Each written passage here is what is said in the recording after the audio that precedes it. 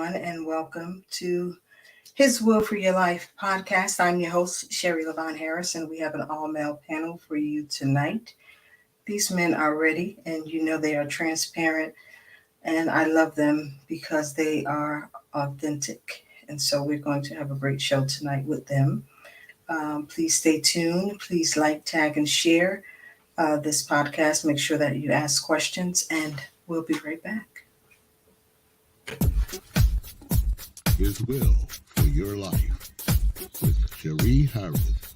This is your weekly Wednesday 7 p.m. podcast. For I know the plans I have for you, declares the Lord, plans to prosper you and not to harm you, plans to give you hope and a future. Jeremiah 29:11. Informative, hot topics, testimonies, interviews, along with your weekly guests and more. And now here's your host, Cherie Harris.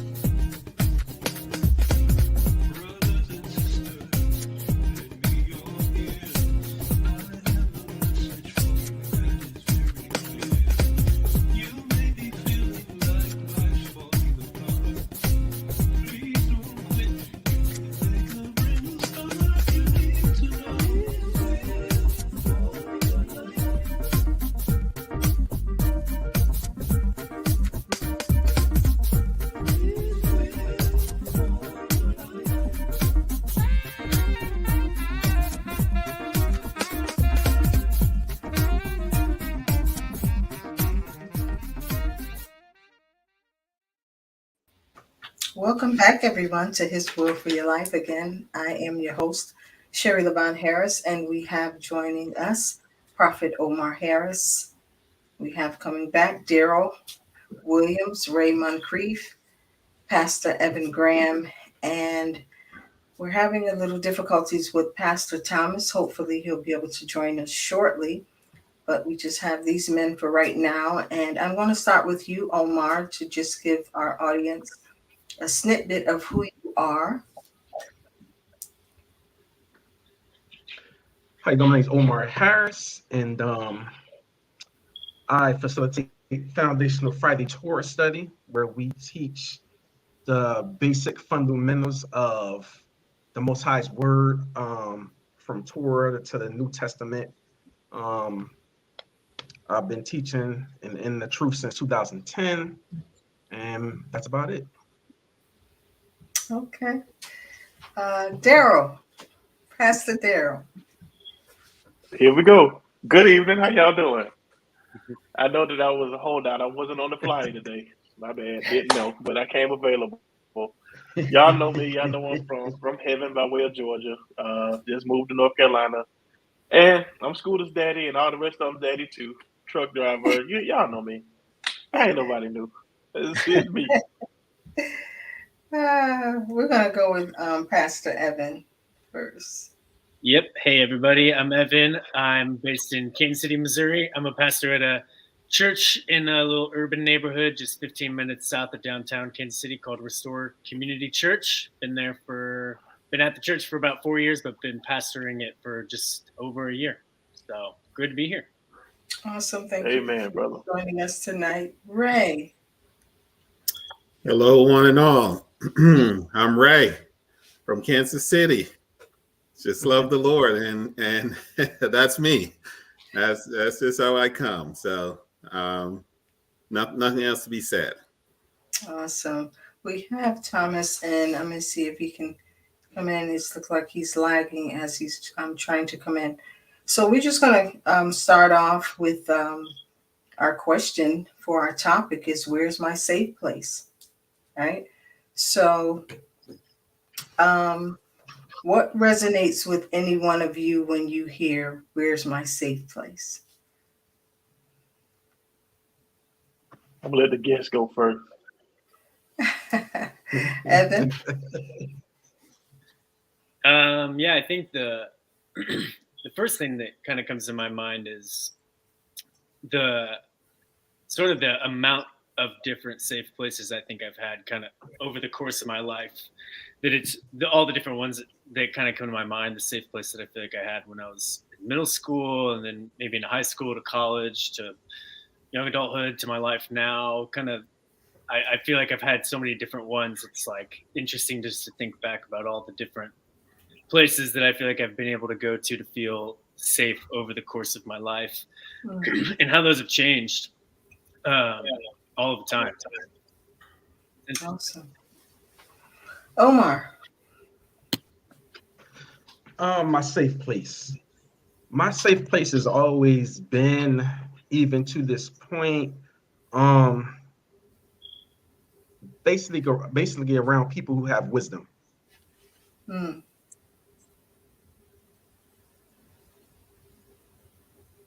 I find this wickedness going across the airways. So this I must be honestly think it's going this to be app. a great show. I'm sorry. I think it's this app. I think it's this app because I noticed like when we first started, it did the same thing. I Yeah. think it's probably StreamYard.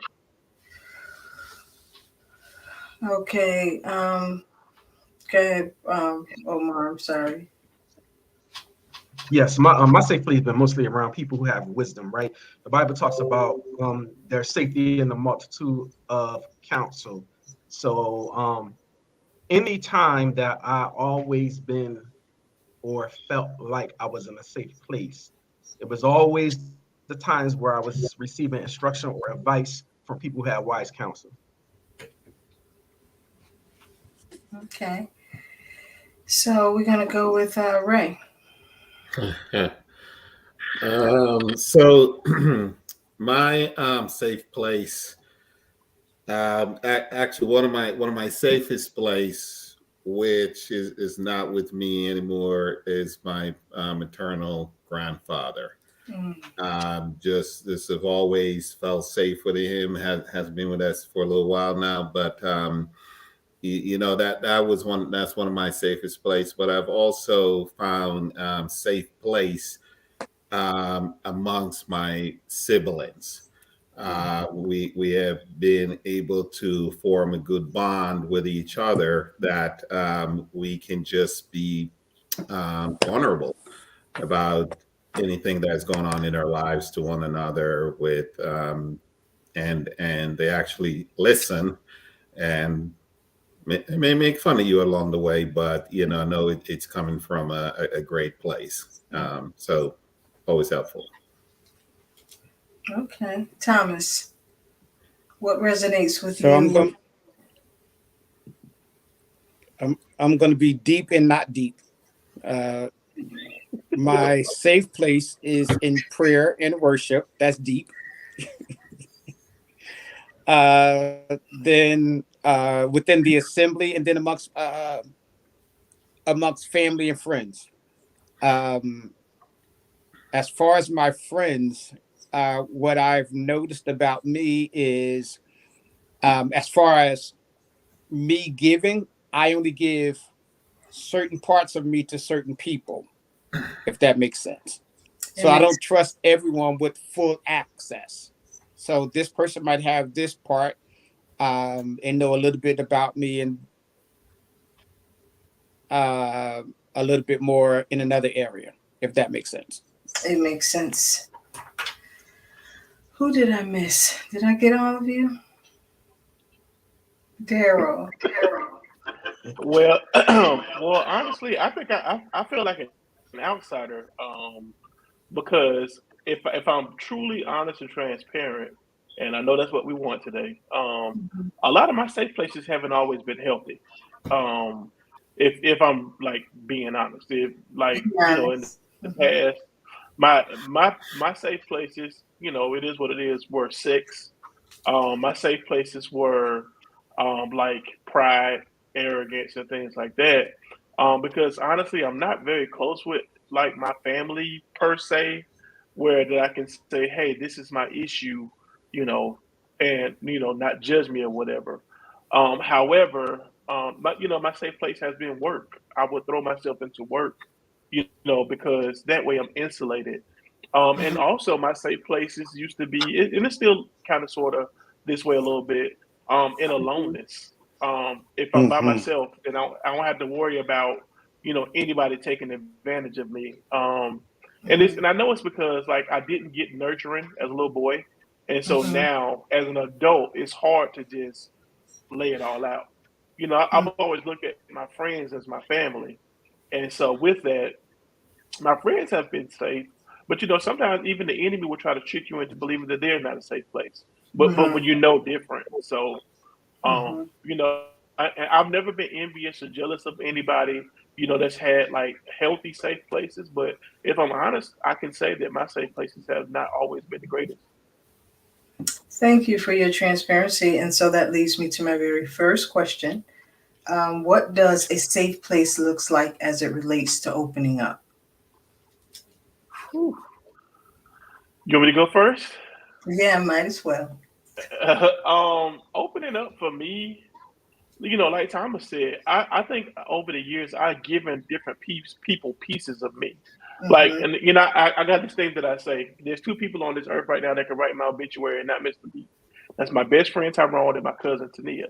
But even they don't know every intimate detail. They know the most important details, Mhm. in my opinion. But even they don't know the very intimate details. So being vulnerable is a scary place, especially for a man, Mhm. because a lot of times we don't get a chance to get off seasons. We don't get a chance to get to the point where we can be vulnerable and taken seriously, without being called soft or weak or something like that. So it's kind of hard for men to open up all the time. And it's Mhm. for the guys here that's probably either going to corroborate what I'm saying or disagree with what I'm saying. Okay, Evan. Yeah, I think. Yeah, I agree with Daryl on that too. I definitely think. I feel like I've had to grow into being able to trust people with like real vulnerability. I think for a long time I was like vulnerable, but it was like manufactured, or almost like a performative Mm. vulnerability. Mhm. It's like Yep. Yep. let me share enough about my life that you think I'm being honest, Mm. not Right. like the deepest parts of me and how I really feel, what I really think. So it was like almost like I think for me, I've had to learn. Like I needed people like call that out of me and be like, I don't Mhm. think you're being completely honest. Like this is Mhm. real. Hmm. And then it's had to become like a skill for me that I've had to work on. Like I still catch myself like I'll give someone like just the surface level of vulnerability because of Mhm. trust Yep. issues or whatever it might be. But I have to actively choose to like go deeper than that, and believe that the people who are asking me about myself actually care about me and want to know like the Mm. deeper things that are actually going on. Um, and I think it's because I didn't feel safe, not because of the people, but because of something in me that was like I don't feel like I can trust people with all of my heart because I'm afraid of being hurt or wounded or I don't know Mhm. what they're gonna do with this Hmm. information or whatever it might Mm. be. So it's almost been like a skill I've just really had to grow into over the last couple of years. Because not having a safe place, that's a really lonely place to be, and I think I Absolutely. felt that and have now had to learn how to like trust people and trust friends and everybody with what's actually going on. Absolutely. Prophet Omar.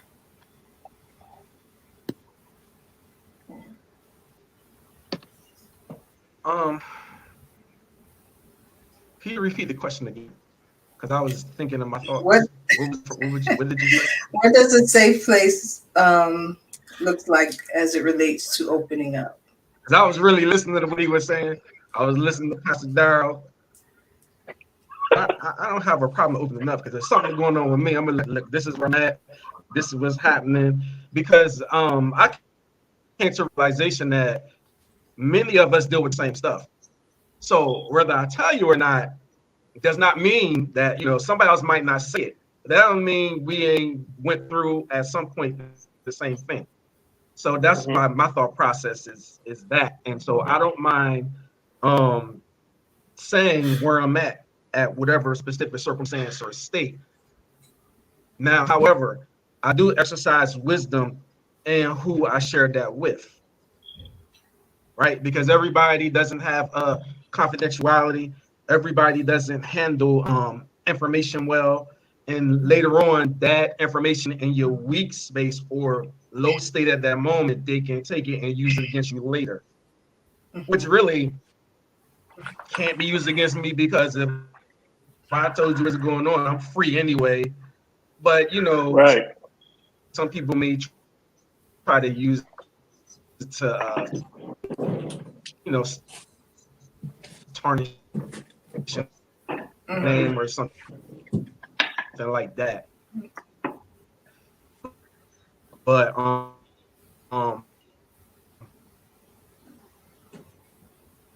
that's where I'm at Okay, far as thank you, that's concerned.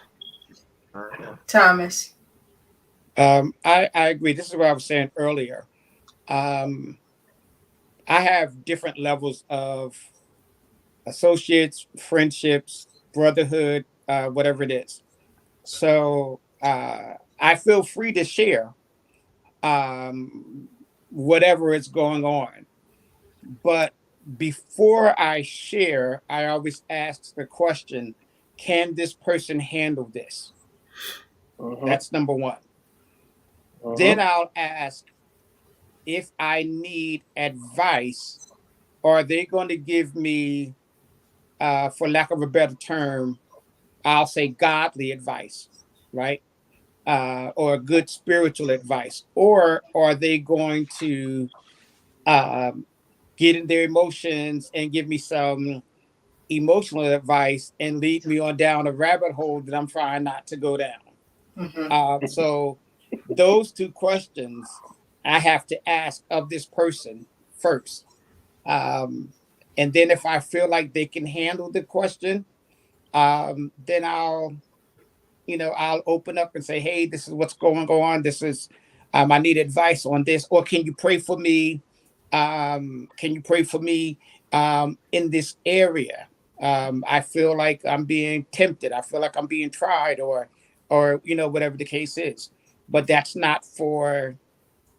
certainly is not for everybody. It's Mm-hmm. you know for a select few. Okay, Ray. Well, everything that everyone says is so spot on because, yes, I am, like Pastor Thomas says, I decide based on who is there, what I'm going through, who I'm going to share with. Because, again, if I'm looking for good advice, we can call it that, there's only certain people I'm going to go to. I'm going to go because I know your spirit, I know your heart, I know where you're coming from. I know you're not going to lead me astray. I know that you can look me in the eyes and tell me, the truth about what I need to know, what not what I want to hear, or not what you think. So there is always that filtering that is going on in a man's mind, and I think that's why sometimes it's so hard for men to share, because when you come down to it, you may not find that person, right? And Mm-hmm. or even sometimes you might go to that person thinking that, okay, I think I can share this with Brother Darrell, but then I go to Brother Darrell, it's like, not really, because I'm talking to you, not giving me kind of not really what I want to hear. You give me what I want to hear, but I want to hear different. I want to hear a different spirit. I want to hear something different, because that's running to where my mind is running to, but I also have a conflict there because that's not where I want my mind to run to, right? Mm-hmm. So that filter goes on all the time, and I think as men that filters so much up that we a lot of times sometimes we end up recoiling back in ourselves, and not Mhm. put it out there because we can't find that person who we are trusting in that moment to handle whatever it is that is going on with us. I'm just going to say something here because I mean, we're talking about how hard it is for men to share, but I will also add and let me know that men want to share. They got stuff that they want to let out. Um, and Mm-hmm. it's just that you're looking for that place. It's not that we're not looking. We're looking for that place to let it out. And sometimes that might mean a shoulder that we can literally cry on, right? We can go to you and you don't mind seeing some tears rolling down a grown man's face and not thinking that he's a punk or weak or whatever you want to call him in the moment, but men want to share, men want to open up, men want that vulnerability. Mm-hmm. Is just finding it is not an easy an easy thing to do. Mm. Do you do any of you keep your emotions bottled up? Absolutely. Yes, at times. Yep. Yep. At times. Yep. And so it's because you don't feel like you can trust that individual, or you just don't think someone can understand what you're dealing with or going through. I think a lot of sometimes it's trust, sometimes it's like that, people can't deal with it. And sometimes it's us, for me, it's just sorting out my own emotion in this, right? Mhm. And so if I don't have clarity, or why am I feeling certain way, or why am I doing that, then chances are it's less of a chance that I'm going to share that with somebody. And a lot of time we walk around with that burden because we keep all that bottled up and not knowing what to do with it. And then in retrospect, you end up kind of burying it inside of you, which in of itself is ultimately harmful. Okay. Thank you. You Anyone know, else? a lot of times it comes down to what Ray said earlier. I think it's based on a fear that we have innately as men of being called weak, of being called a punk, of being called these things. Because when we hear the word emotion, although God gave them to men just like He gave them to women, ours are usually weaponized in a way. Women's emotions are weaponized as well, but not like a man, because a man is supposed to always looked at as being strong. Like he's never supposed to have any type of season where, if he can't do it, then it just won't get done. We don't get that. As men all the way around, we get bad reps. I mean, online, and I'm looking at the difference in generations now, how men are treated versus like my grandfather was treated, and it's like totally different. And it's just sometimes we just keep it bottled up because we think in our minds, what's the use? It's just going to be used against me later on. Mm-hmm. I think, Okay. Who else? yeah, for me, for sure, I bottle it up.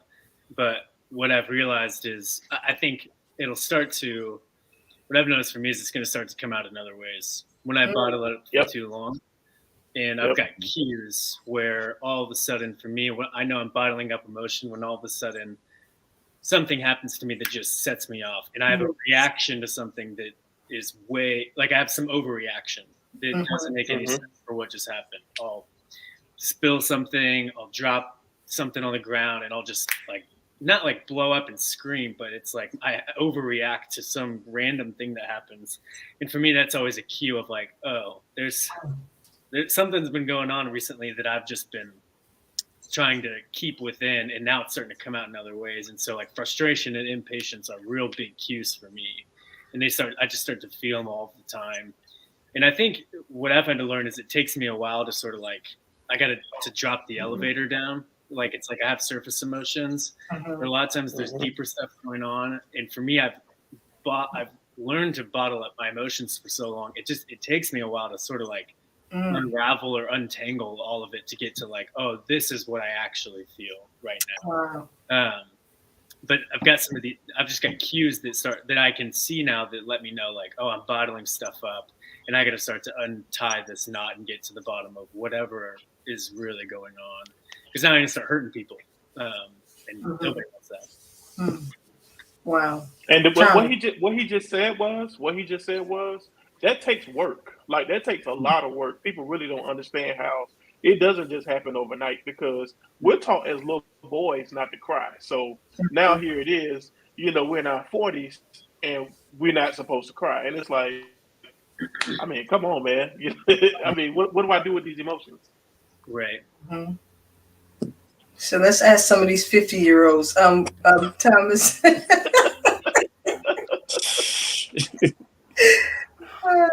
I'm 53-33. You know what I mean? 53. So I've had to learn how to put my emotions to the side, in a sense, because of, I have to say it like this, because of always being pulled on, right? As a prophet, as a father, as a pastor, or whatever. I know my job is to work through whatever I'm dealing with, get it handled, get it fixed, so that I can be open for somebody else. Um, so I typically get out whatever is going on with me. I have to work through it. I have to get it out. Mm. Um, I have to say this. I was going through a situation, and Ruach Hakodesh told me, don't take it personal. Mm. It's happening personally to me. I can see it. I can feel it.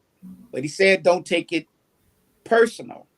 So I went back to him and said, okay, so you must have something Mm-hmm. that you can give me that although this is happening, it's not affecting me. Mm. I'm not going to have some emotions behind it. I'm not going to, be down or depressed or, or whatever. So he gave me, um, uh, really, I call it his shalom, Mm. so that my emotions wouldn't be all over the place, um, because of what was, I mean, it was visible. This is what's going on. It's visible. But he had to um, put me in a safe place, Mm. even even with the incident of me burning my feet, or my feet being burned. Let me say it that way. Um, Literally, during that time, my mind was somewhere else. I got up every day, whether I was in the hospital and they talking about taking off my feet, taking off toes, Mm. um, you got infection, whatever. My mind literally was over there somewhere. Wow. And it wasn't until I came home one day and I wanted to go to church, right?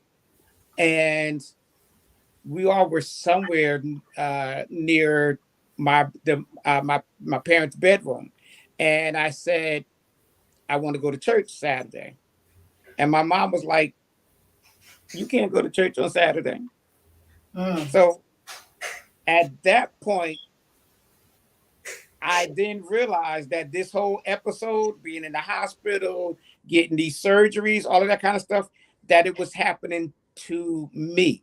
I Two. had a moment. I broke Yeah. down. That's not the part that he told me not to take personal. That's not it. It was what somebody was doing to me.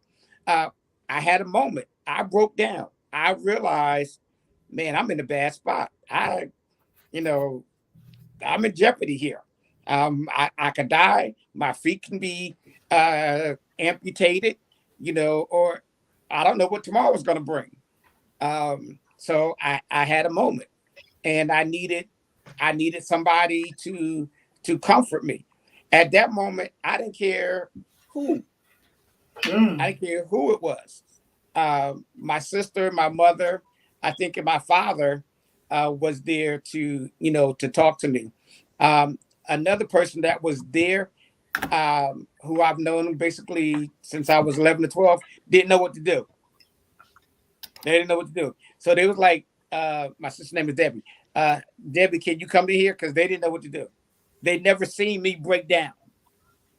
They never seen that. So they was like, you the strong one if you breaking down, you know. The So whole thing about to uh, fall. right, right, right.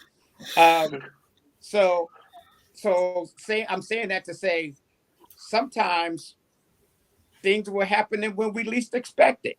So sometimes we can't choose when we're gonna open up or be vulnerable, or whatever. So your safe place always have to be within yourself, Mm. if that makes sense. Makes sense. You got to be safe with yourself. Mm. That's deep. Mm. Ray, Yes, ma'am. you have something to say? No, I mean that. I mean that's deep. What you said, your last statement there, Pastor, that your safe place got to be in yourself. But as I hear that, I can resonate with that. But then there's also, kind of come back, because I know for me, I've kept so much inside of me over many years that it really actually became harmful to me, right? Because I wouldn't let it out. I didn't know how to let it out. I didn't have someone to let it out to. So kind of walked around for many years, just this stuff bottled up. And really and truly, it didn't realize it, how much it really affected me till much later on, well in adulthood, that came to the realization how much all of that stuff happening, has affected me, how much it changed my thought pattern, the things that I do. And it really had to take me to go back into those spaces, go back into those areas with praying and fasting, and to go down in that area to address some of these things, which I just kind of just shove right back into me. And so, saying, hey, I'm strong, I can deal with this, right? And didn't realize how vulnerable I was, how vulnerable I became to my own self during that time. So while I agree that yes, you first have to be safe inside you, and that's probably what that took me through, because I also learned that to be safe inside of me, I can call something for what it is. The old terminology, I can call a spade a spade. I can say this hurts. This is painful. This is heavy, right? And I can say that out to myself and know that it's true. Know that I'm acknowledging that. And know, okay, what do I do with this burden that I'm carrying? Wow, thank you. Prophet Omar, do you keep your emotions bottled up? I can't really say no, because as I initially stated, I have always had people I can go to, whether it was family, friends. I don't know. I can't think of a time where I did not have somebody to go to up until this point in life, right? And I've been blessed to be surrounded with godly men and women who are actually steeped in the Ruach and the Holy Spirit. They're praying, they're prophets, so I've always had safe places to go to be able to say, hey, this is what's going on with me. And they'll say, hey, do this, do this, do this. Or the Spirit of the Most High is saying this, this, this, this, and this. Right? Even though I would be able to release all that, it was still my task to still work through it. But I can't recall any time where I had to keep something bottled up. Just because the way my life has been set up. But the way I do handle some things like Pastor Tommy just said, I'll just kind of set them over there because I gotta teach, I gotta do this, I got things that I have to keep progressing for the Most High. And like Pastor Darrell said, I'm a loner, right? I'm on situations and things don't affect me so much because I'm over here and that is over there. You know what I mean? So if it is something that's affecting me, I can move it to the side and just keep pushing. So I can't say that I really had something bottled up. I will say, not bottled up, but if something is pushed over here, right? And everything that I had, I let you slide with from way back. Now it's all gonna come at once when we have this interaction. You know what I mean? So I don't know if that counts as bottled up or not. Well, Push to the side. Like for if you example, I'll explode, give if you an explode example. later on, then yeah, something was Like bottled my up. father, Yeah, it's If something bottled up. else set Yeah. you out. So yeah. right? So I was going to go to this other question, but I want to go to this question before that. How do Yeah, you handle stress? that I guess like, that might be the bottle. That might be the bottled up one. And I can. He on a delay. You're on a delay, Prophet. So I'm sorry if it seems like I cut you off. I thought you were done.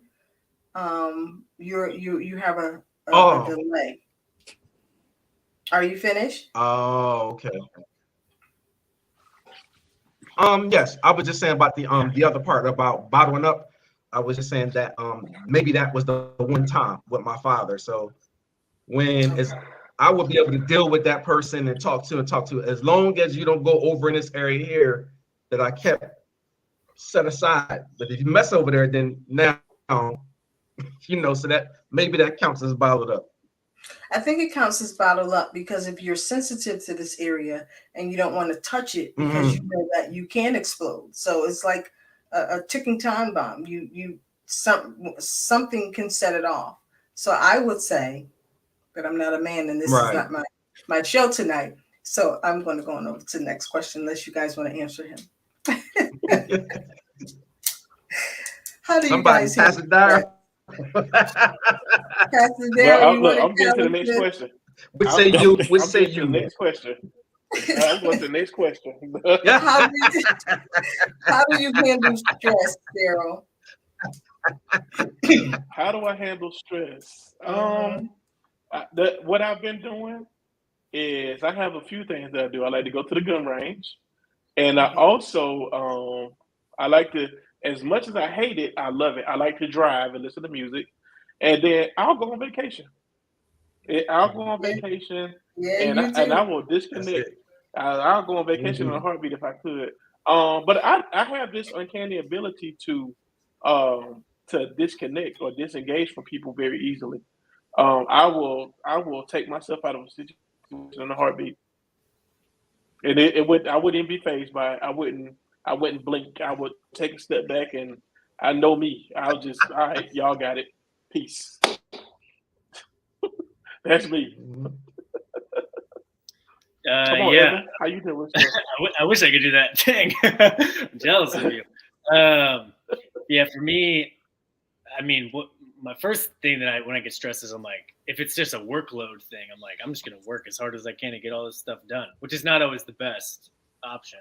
Um, but now it's sort of like running. I'm a big runner. That's sort of my saving grace at this point in my life. I mean, I just go for an hour, 2 hour run, and I feel way different. I feel way better. But if I feel like I got a lot on my plate, a lot of times I got to choose to do that because I'm like, well, let me just stay and get all this stuff done. But that's not usually the best thing to do. So yeah, normally it's running is probably the biggest thing for me. I like listening to music too, but just something to get me out of my head, get me into my body, Mm-hmm. and running normally does that for me pretty quick. So, Mhm. and I actually got a jet, but it was I'm great about being to here. tell you it's Yeah, 7:38. I know. I was like, I want to stay. I got to soak as much time out of this as I can. But thanks for having me. But thank you, Pastor Evan. We'll Yep. see you soon. Yep. See ya. Thank you, Bye. sir. God bless you, brother. Um, let's go with Ray. Yeah, every time you're gonna call on me, you have that look on your face. How do you handle stress?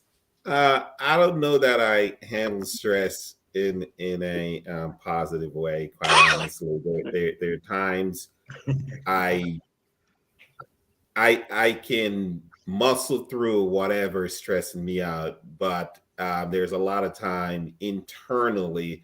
There's still on the outside. I'm handling it well. On internally, I am Mm-hmm. not.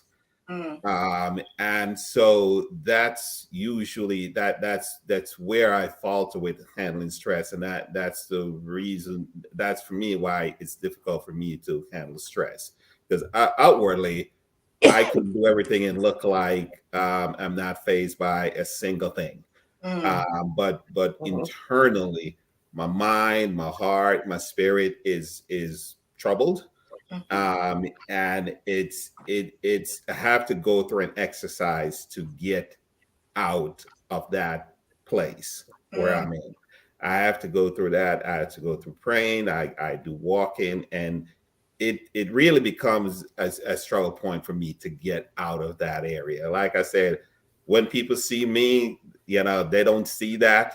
But if you can really see inside of me and everything that's going on, you'll realize that internally it's just a mess in there. And what Ray is talking about is a real skill set. mhm, That's a real skill set. I mean, because I do the same thing. I mean, I'd be like, oh, I'm worry free, stress free, but on the inside, man, I'll be about to jump out my skin on the inside. I'm about to jump out my skin sometimes on the Yeah. inside. Mm-hmm. But Yes. I mean, it's life. It's something we had to learn over the years, though. Mm-hmm. Um, Omar. How I handle stress. The first thing I do is try to just, for me, uh quiet myself, or find quiet, right? So I can think and process through whatever the situation is. I'm always, whenever something is stressful, I need to find a solution to what is happening here, so that I can solve or alleviate what's causing this stress. And again, I'm like Pastor Darrell in the way that in other situations, vacation is it. I don't have a problem either. Like I said, because I'm always by myself, I'm kind of like Pastor Darrell. I could flip a switch and cut anybody off in 3 seconds. Like I never known them. I will make peace come Yep. quick. If somebody is Mm-hmm. disturbing my peace, I can make it come fast. Click, just like that. And I Oof. think that's almost advantage of being by yourself a lot. But I will me on somebody beach with a coconut water. That is it. So that's how I usually handle stress. Exactly.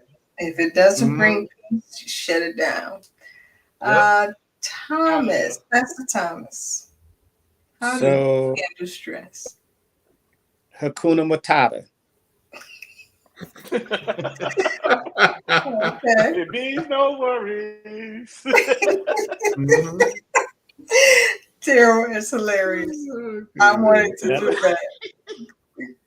That's That's how how you I handle handle stress. Okay. So I'll say it's because I hear what Prophet Omar is saying, because there's times I can, but depends on how close that thing is to me.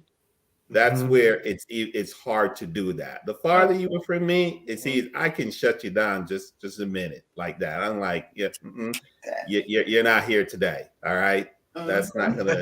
not happening. But the closer, if that having to do with someone, the closer that is to me, the harder it is to shut Right. down that. And as much as I try to do it, it that's the kind of thing that in my mind I go back to it and keep going back to it, because I'm like saying this can't be. How, why? Where is it coming from? Mhm. So go back through that kind of playing scenarios out, playing conversations out. And I was just like, I have to scream at myself, dude, you are sitting here all jacked up inside, and Sister Sherry's over there sitting down eating pie. No, sorry, no stress, yeah.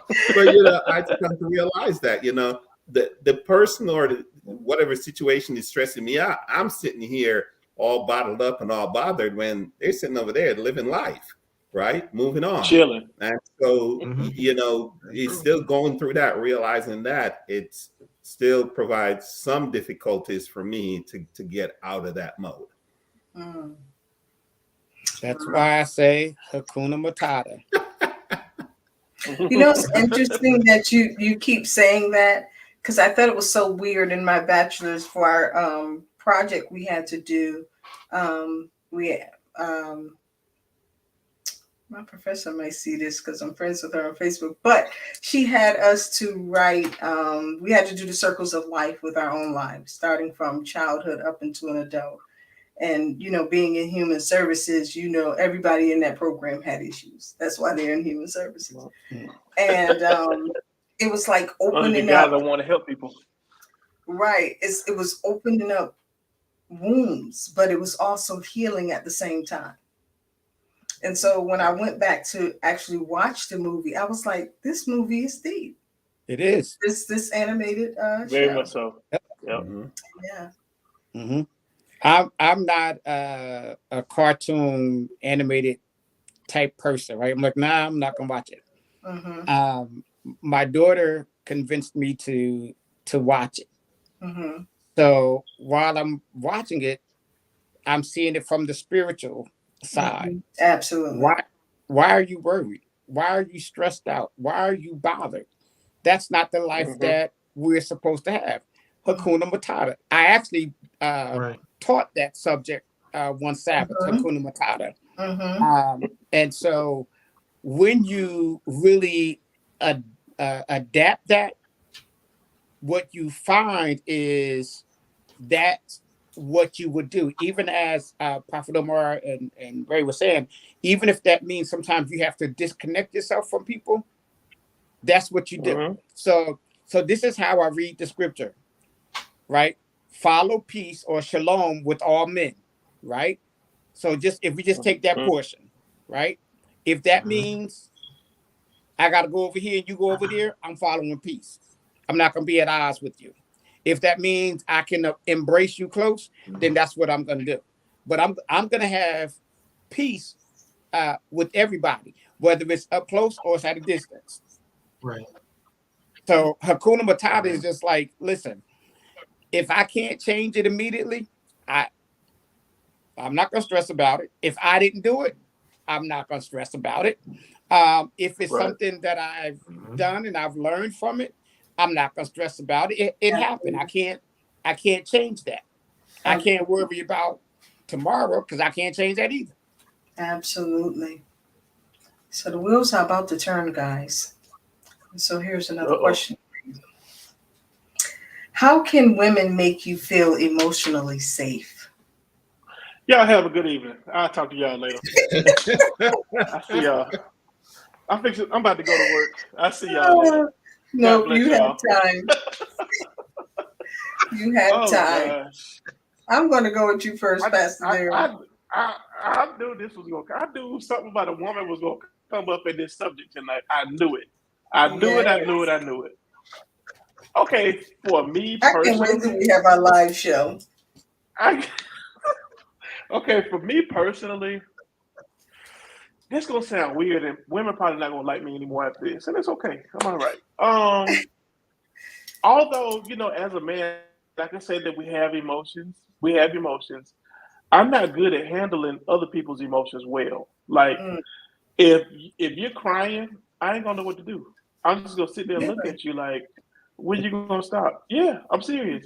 If it's something sad, or if it's something, I'm serious. I ain't gonna know what to do. I'm gonna sit there and look at you like, what are we doing?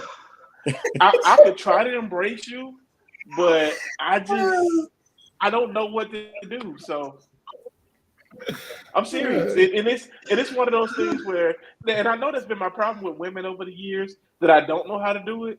And so now when they start to emote, I'm like, you're doing too much right now. And I'm being so serious. Like, you're doing too much right now. I need to get away because I know I'm probably not gonna say the Well, right thing. Go ahead, Ray. Come on, help me out, I'm man. going to save I you mean, from I'm myself serious. right here. No, I'm being serious. I was honest. I gave my disclaimer up front. Did I not? Okay. Oh, you did. I did. That's Come on, Ray. hilarious. Wait. How can women make you feel emotionally safe? I think it just comes down to one. First of all, it's going to take time, but I think genuineness, that's just what it is at the end of the day for me. You got genuine, but it's something for me that will take time. Um, but it's you have to be authentic, and you have you it can't be fabricated. It can't be, because I will see Right. through that in a minute, Mm-hmm. right? So you Mm-hmm. just got to be genuine, and and that's how you will get me to be safe, vulnerable before you. Come on, Prophet, Okay, because hold on. you Hold on. Hold on. me. One thing. One Yes, thing. yes. Go One ahead. thing. One thing. One thing. And I can't say this. For me, I gotta want you to do it.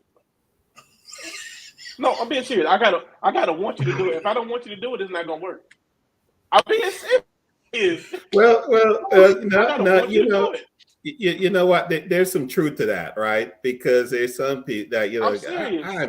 I'm not opening a single thing for you. I'm not even opening a bottle for you. All right, but Yep. but it's like, yeah, it's like I have to want it, right? So it can't be just anybody show up and just be that way. So Right. yeah, I agree with that statement, brother. Prophet, come on, because you're on the edge of your seat. You about to tip over. So the question was, what can women do to make How can a woman men make you feel feel safe? emotionally safe? Oh, that's kind of easy. Uh, I think me personally, and I think a lot of other men probably feel this way. Mm-hmm. Um, I think that in order to make me feel not, I think I know that things that I share with a woman in a vulnerable moment cannot be used to be weaponized against me later when they're angry, because they get emotional when they're mad, and the things that you have shared with them in confidence, they'll use it to emasculate you later, right?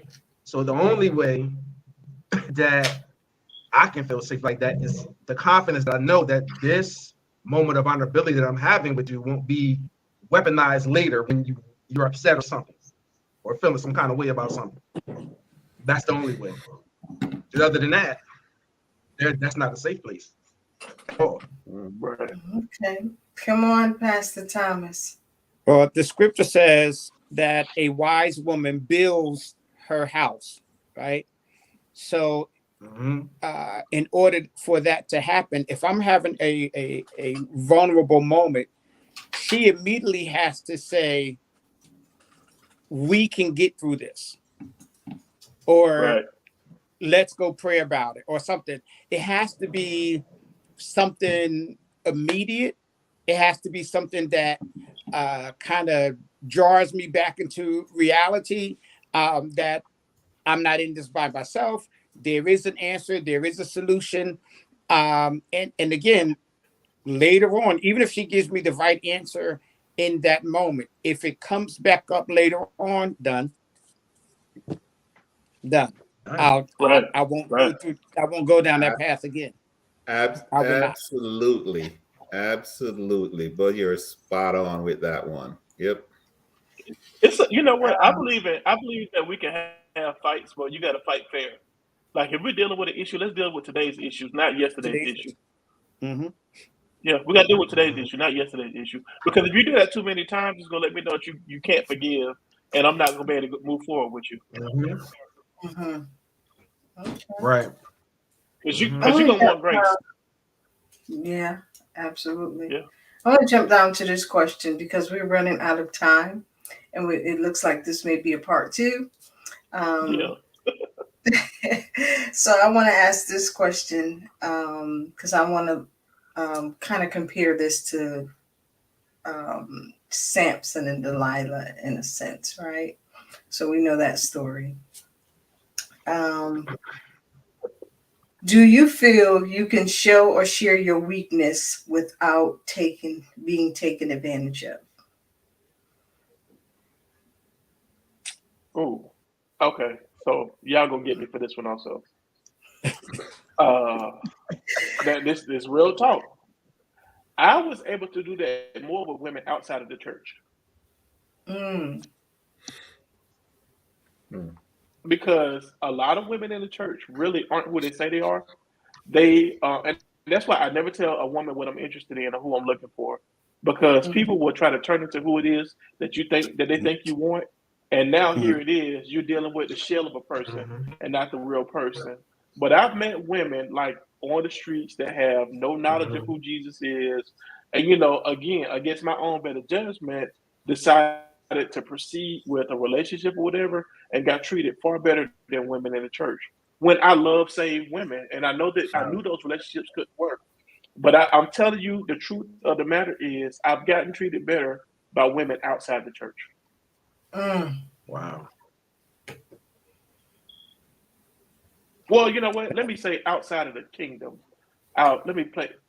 Because the church is way more the kingdom is way more than the church. But I've got, this was one woman in particular, and I'm like, wow, I wish it could have worked, but I knew it couldn't go any further than it did. Mm. Mm. Now, everybody ain't going to admit that, so I'll say it because I can take the heat. Everybody ain't going to say that, though, but it's the truth. All right. Hooray. Can you repeat the question, please? Do you feel you can show or share your weaknesses without being taken advantage of? Let me put it this way. I hope I can when I share that. That's the hope, Aww. that I will not be taken advantage of. Look at Ray being astute. Let me go get my violin.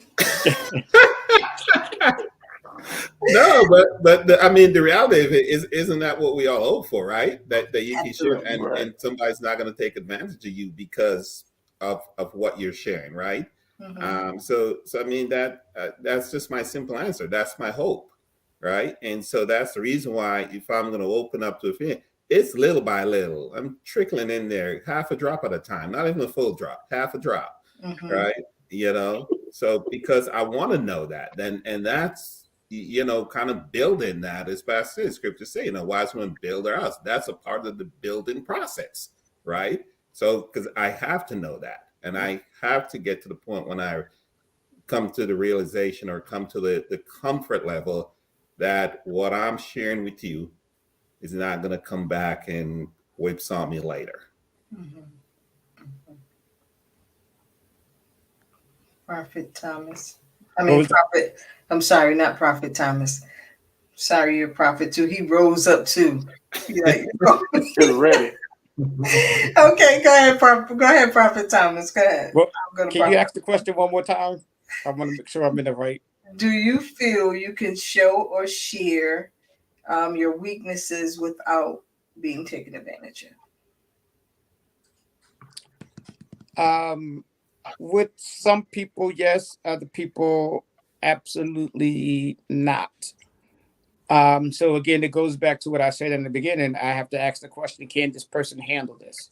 Mm-hmm. So in marriage, you do hope that this person, I have to say it this way, can sustain you until you can build muscles in that area, Mm-hmm. until you can grow strong in that area. So if you know this area is your weak spot, it's not for you to just stay weak in that area. Mm-hmm. So you would hope that your help meet will hold you up in that area until you are able to develop in that area. Mm. So hopefully, to Ray's point, hopefully yes, but we'll know if we can by experience. Okay. And we will know quickly. Yeah. Prophet Omar.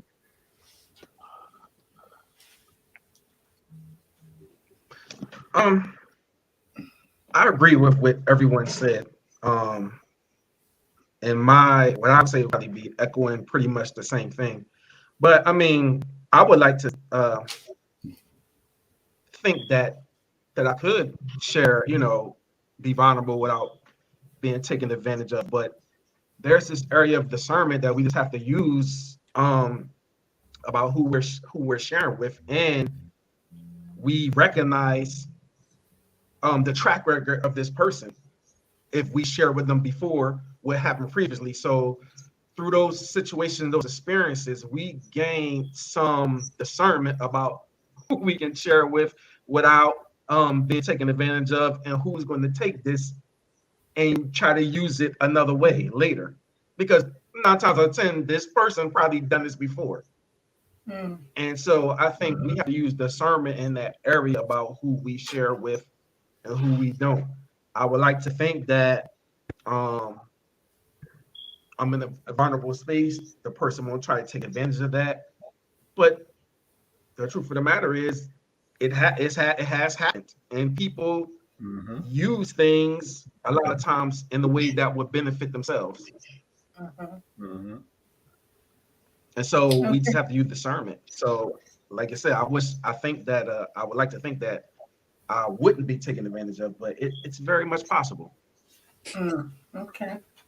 So I want to go to this last question, even though this isn't my last question. I want to close out with this question. That's better. Close out with this question because it is 8 o'clock. Do you feel seen, heard, and understood? By whom? Anyone? Oh, well, that answer can go a variety of different ways because certain Yeah. people yes and other people no. If I'm honest, I think I feel seen less by my children. Children are a long term investment because you don't know what you're gonna get with these jokers. You can raise them right, you can raise them according to the Bible, but at the end of the day, it's like shooting dice. I'm being honest. But do I feel seen by other people? Absolutely. Especially other people that can relate to some of the things that I have gone through. So, the truth of the matter is, it just depends on who it is. Thomas. I agree with what Pastor Dow said. It depends on who it is. So, seen, yes. Heard, yes. Understood by few. Right. That's it. Omar. Yeah, I feel the same way. It depends on who it I is. mean, I can't even put no better than what Pastor Tommy just put it, but maybe seen and heard, but not quite understood. I don't even know. I'm so focused on what the Most High purpose is. I don't even focus on being seen and heard and any of that. I know I'm seen and heard, but understood may be something else. Right. Right. Ray. No, I think a lot of time, and I will start with the same statement. Seen sometimes, heard sometimes, understood very few, and I think it goes back to what I said because I can put out this exterior that things are not affecting me the way they are, right? I can muster through that. So I think a lot of times people don't see me, and more so when I talk, they don't hear me, right? So then therefore you can't understand, right? So there's no. So I think part of it also comes from the way I am and the way I can deal with stuff and put out something that's completely different that's going on inside of me. People can easily dismiss me. Say yeah, Mhm. all right, doesn't matter, whatever they say. And so, but definitely, I like that say understood by very, very few. Okay. What are your takeaways before we close out? We need another episode. We do. Part Yeah. two. Yeah, we do need a part two. I have several more questions for you guys, and this has been good. So we're gonna have to do this again, probably in the new year because we already filled up for December. Um, Part of my takeaway and always when I'm on these shows is to realize that other men, other people go through some of the same things that I go through, right?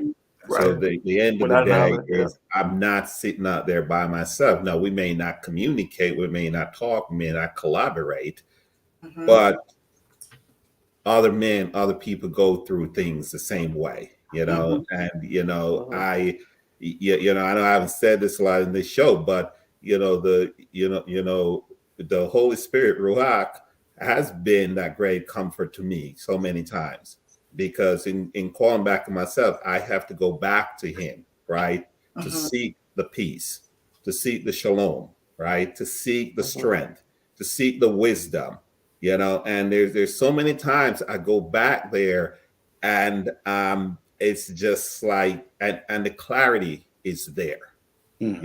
the clarity is there. I'll just share this one thing because there's one thing this has something to do with work, and got up and I was just heavy on my mind. How am I going to deal with this? How am I going to deal with this?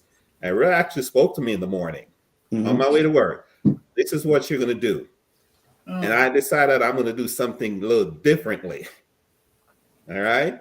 And, it came back. I'm just like, if I just listen, I would have saved myself 2.5 hours of stressing out, 2.5 hours of going through something that if I just did that, if I just did the very same thing that I heard right there, how much life. So again, a learning process, right? I got to learn. Okay. Listen, hear, do. Okay. Because there's time when yes, I got it. I'm going to do that. Things are all right. Things are good. Things are fine. I'm going off. I didn't spend half of my day all balled up in all this emotion and things like that to handle whatever is in front of me. So if we're listening, the voice is there, the voice of reason, the everything that you need is there. So I have to listen and follow. I just posted that on Facebook the other day. Shema, you got to hear and then do. Do what he says. It saves time. Saves time. Stress, energy, money, all of that. Absolutely. So can we all agree that our everybody's safest place is in the will of God? Ruach HaKodesh, Hallelujah. right? Yeah. I think that will be the safest place for us, and that will close us out. You guys discuss amongst yourselves when you want to come back and do part 2 before I fill up next year's calendar. We are closing out with Thy Kingdom Come. Next week is Prophet Omar with part 2 of the biblical contradictions. And then the following week is Pastor Kim Murphy with Thy Will Be Done. And so on. I won't give the rest. But I would say one of you be ready on the 28th. I won't say any names, but their name begin with an R. So, oh goodness. So we have great lineup for next month as we close out Thy Kingdom Come series.